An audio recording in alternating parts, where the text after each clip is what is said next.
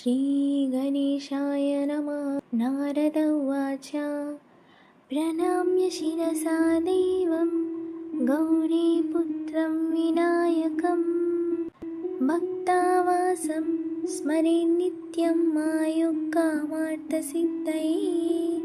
प्रणम्य शिरसा देवं गौरीपुत्रं विनायकं भक्तावासं स्मरे नित्यं मायुक्कामार्थसिद्धये।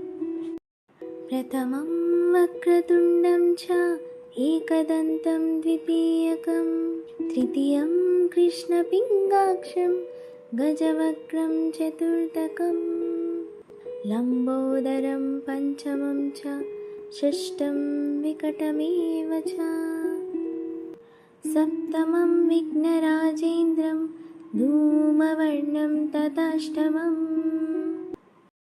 नवमं बालचन्द्रं च दशमं तु विनायकम् एकादशं गणपतिं द्वादशं तु गजाननं द्वादशैतानि नामानि त्रिसन्ध्यं यः पठेन्नरः न च विज्ञाभयं तस्य सर्वसिद्धिकरं प्रभु।